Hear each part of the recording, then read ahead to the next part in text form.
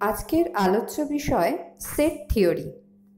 Set theory মানে হলো যে সমস্ত তথ্য নিয়ে আমরা কাজ করছি তাদেরকে আমি কিছু দলে ভাগ করে নিলাম।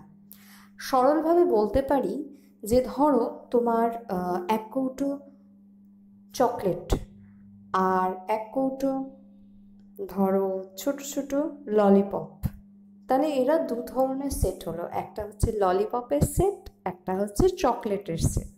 সেট মানে দল, গ্রুপে ভাগ করা হচ্ছে, ছোট ছোট দল বানানো হচ্ছে, সেটাই হচ্ছে সেট। এবার দেখো তোমাদের সিলেবাসে তোমরা কি ধরনের সেট নিয়ে কাজ করবে, সেটা হচ্ছে সংখ্যার সেট। প্রথমেই কিছু সংখ্যা ক্লাস 9-এ তোমরা পড়েছো, সেগুলো আলোচনা করি। প্রথমে হলো স্বাভাবিক সংখ্যা, যেটা ন্যাচারাল নাম্বারস বলে, 1 2 3 4 5, এটা হচ্ছে স্বাভাবিক সংখ্যার সেট। এবার তোমাকে যদি বলা হয় তুমি ধনাত্মক অখণ্ড সংখ্যার সেট নাও, সেটা কি হবে? ধনাত্মক অখণ্ড সংখ্যা 1 + 1 + 2 + 3। শুধু অখণ্ড সংখ্যার সেট নাও, 0 1 2 3। এরকম করে ভগ্নাংশের সেট হয়, তারপরে তুমি নিতে পারো দশমিকের সেট। এই সমস্ত কিছু যে সংখ্যা আলোচনা করলাম এদেরকে বলা হয় বাস্তব সংখ্যা, তারও একটা সেট বানানো যেতে পারে। এবারে চলে আসি টাইপস অফ সেট। কত প্রকারের সেট হয় দেখো, এখানে একটা চার্ট করে দেওয়া আছে, তাতে লেখা আছে ফাইনাইট বা infinite set, singleton set, subset, superset, power set, তারপরে ইউনিট সেট, বিভিন্ন রকমের সেট আছে। ইনফাইনাইট সেটের আবার দুটো ভাগ আছে, ডেনুমারেবল, নন ডেনুমারেবল সেট, ইউনিভার্সাল সেট আছে, ইকুয়াল সেট আছে। এবার এগুলো আমি এখন বোঝাবো একটা একটা করে কোন সেটটার মানে কি। 1 নম্বরে দেখতে পাচ্ছ লেখা আছে ফাইনাইট সেট A = 2 4 6 8, 2 থেকে শুরু 8 শেষ।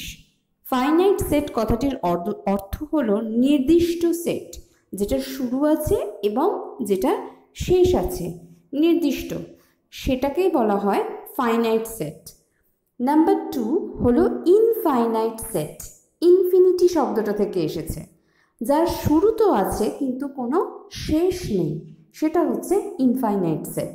দেখো ইনফাইনাইট সেটের দু ধরনের এক্সাম্পল দেওয়া আছে, এক্স আর ওয়াই দুটোই কিন্তু ইনফাইনাইট সেটের মধ্যেই পড়ে। প্রথম উদাহরণটা হচ্ছে সেট অফ ন্যাচারাল নাম্বার বা স্বাভাবিক সংখ্যার সেট, সেটা 1 2 3 4 হলো। আচ্ছা আমি একটা অন্যরকম উদাহরণ দিই, শোনো, আমি যদি বলি যে 2-এর গুণিতক কি হবে, 2 4 6 8, এটার কি কোনো শেষ আছে? আমি শুধু 2-এর গুণিতকের সেট নিলাম, তাহলে সেই সেটটাও কিন্তু ইনফাইনাইট সেট হলো। 2-এর ধনাত্মক গুণিতকগুলো নিলাম, সেটাও কিন্তু তাহলে একটা ইনফাইনাইট সেট হলো। এবার এই ইনফাইনাইট সেটকেও দুভাগে ভাগ করা যায়, সেটা এ ডেনুমারেবল সেট, বি নন ডেনুমারেবল সেট। এবার এই ডেনুমারেবল আর নন ডেনুমারেবলের ভাগটা বলি তোমাদের। ডেনুমারেবল সেট মানে হলো যেটাকে গোনা যায়, আর নন ডেনুমারেবল হচ্ছে যেটা গোনা যায় না, ইংলিশে বলে কাউন্টেবল আর নন কাউন্টেবল। দেখো প্রথম যে এক্সাম্পলটা আছে y = 1/n, তা তুমি n এর জায়গায় তুমি ভ্যালু বসালে তুমি দেখতে পাচ্ছ যে n1 হলে তুমি নির্দিষ্ট ভ্যালু পাচ্ছ, পার্টিকুলার ভ্যালু পাচ্ছ প্রত্যেকটা এলিমেন্টসে। কিন্তু নন ডেনুমারেবল সেট দেখো দেওয়া আছে জেড।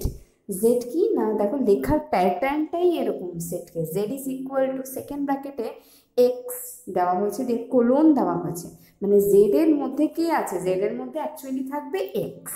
এবার নেক্সট এক্সকে ব্যাখ্যা করা হচ্ছে যে এক্সটা কে। এক্স হলো এমন কিছু সংখ্যা যারা 2 আর 4-এর মধ্যে আছে। 2 আর 4-এর মধ্যে অসংখ্য অসংখ্য বাস্তব সংখ্যা রয়েছে, হ্যাফাজেটলি র্যান্ডামলি, তুমি নির্দিষ্টভাবে গুনতে পারবে না, তাহলে এইটাকে বলা হচ্ছে নন ডেনুমারেবল সেট বা নন কাউন্টেবল সেট। নেক্সট আসি সিঙ্গলটন সেট। দুটো উদাহরণ দেওয়া আছে এ আর বি। সিঙ্গলটন সেট মানে একজন থাকবে, সিঙ্গল পার্সন বা সিঙ্গল এলিমেন্ট বলে পদ, একটা পদ থাকছে, একটা সংখ্যা থাকছে যে সেটে, তাকে বলা হচ্ছে সিঙ্গলটন সেট। সিঙ্গলটন সেট বিটায় দেখো কি আছে, এক্স। এবার এক্সটাকে না বলা হচ্ছে অখণ্ড সংখ্যা 2 আর 4-এর মধ্যে। 2 আর 4-এর মধ্যে তো একটাই অখণ্ড সংখ্যা, সেটা হলো 3, তাই একটা পদ থাকবার জন্য এটাকে বলা হচ্ছে সিঙ্গলটন সেট। নাল সেট বা ভয়েড সেট আর এমটি সেট। দেখো তোমরা এখানে নাল সেটের কথাটা দেখছো, সাবসেট দেখছো আর সুপারসেট। নাল সেট মানে যে সেটে কিচ্ছু নেই তাকে নাল সেট বলা হয়। আমি একটা সেট গঠন করলাম আর বললাম যে সেই সেটে এমন একটা মেম্বার থাকবে যেটা 2 আর 3-এর মাঝখানের একটা অখণ্ড সংখ্যা। 2 আর 3-এর মাঝখানে কি কোনো অখণ্ড সংখ্যা আদৌ হয়? কিচ্ছু হয় না।